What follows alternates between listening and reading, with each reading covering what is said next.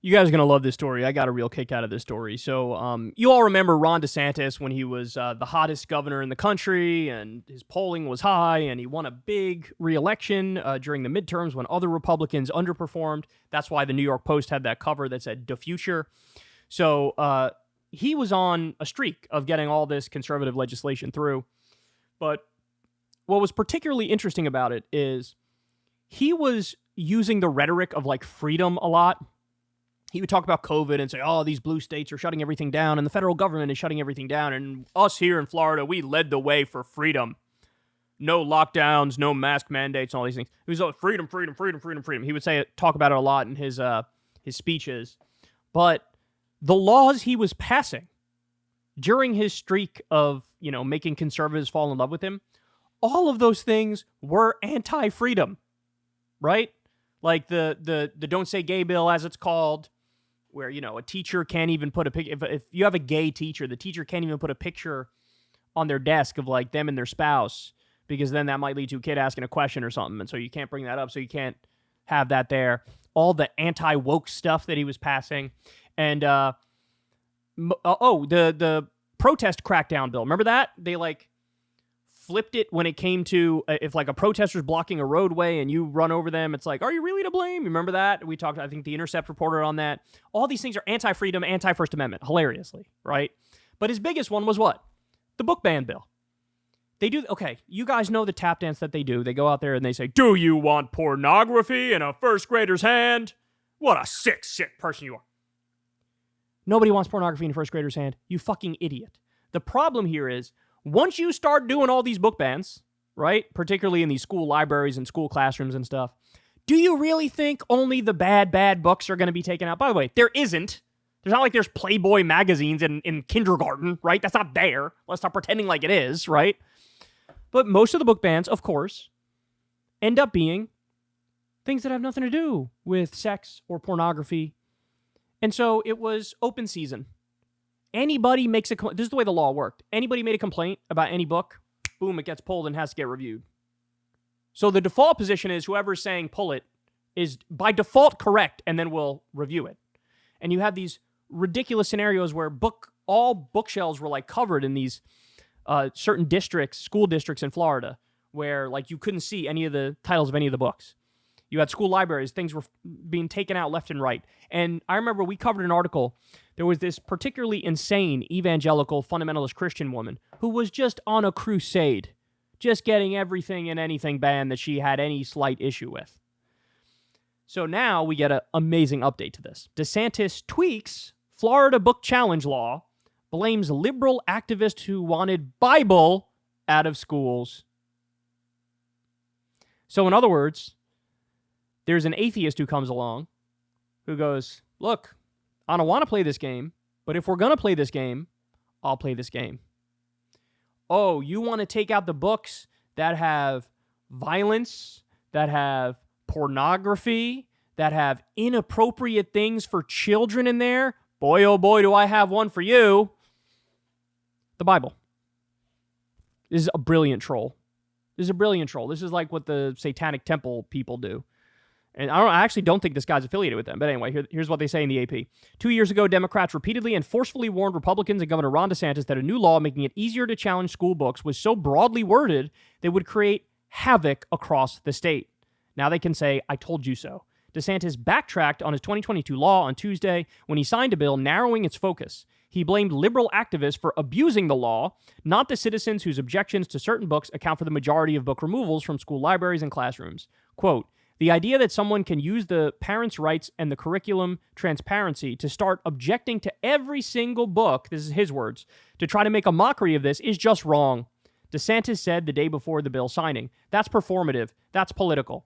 So in other words, he signs the bill. The actual implications of that bill are chaos. And he's like, well, this bill is not right. Yeah, dude, that's on you. Coincidentally, PEN America, a group that fights book bans, issued a report Tuesday saying Florida is responsible for 72% of the books that have been pulled from the nation's schools in the first half of the current school year. Jesus Christ. The organization said liberal activists are not the ones who should be blamed for abusing the law. Quote, the majority of books that we see being removed are books that talk about LGBTQ plus identities, that include characters of color, that talk about race and racism, and that include depictions of sexual experiences in the most broadest interpretation of that understanding, said Casey Meehan, PEN America's Freedom to Read program director. So again, most of the books that are being removed reference LGBTQ stuff, reference characters of color, talk about racism and race, and would broadly mention something involving sexuality. It's not some explicit. There were a few examples of like explicit books that shouldn't be in schools, but like, okay, you want to get those ones out of there, fine, but it went so far beyond that. Again, they're leading the nation in book bans. I think we have a number here in a minute. Those challenges are being made by conservative individuals and groups such as Moms for Liberty. The original law allowed any person, parent or not, district resident or not, to challenge books as often as they wanted. Once challenged, a book has to be pulled from the shelves until the school's district resolves the complaint. The new law limits people who don't have students in a school district to one challenge per month. The PEN America report says Florida is responsible for, get this, 3,135 of the 4,349 school book bans in the United States so far this year. 3,135 book bans. Are there really 3,135 books that are unacceptable? Just this week in conservative Clay County, one person challenged 40 books. 40. Before dropping out of the Republican presidential primary, DeSantis campaigned heavily on his education platform, including the law giving people more power to challenge books. Quote, "It's just a big mess that DeSantis created, and now he's trying to disown it. But I don't know if he'll be able to distance himself from this because he campaigned on it so hard," said a House Democratic leader. "It's not the only example of the tough-talking governor having to make adjustments to ideology he championed while seeking the White House. He also made concessions in the settlement of several lawsuits involving the state and Walt Disney World. The dispute between them erupted after the Don't Say Gay law in 2022. The Associated Press asked DeSantis' office for examples of liberal activists abusing the law, and it provided one. Chaz Stevens, a South Florida resident who has often lampooned government, Stevens raised challenges in dozens of school districts over the Bible, dictionaries, and thesauruses. Yeah, by the way, how far do you want to go with this?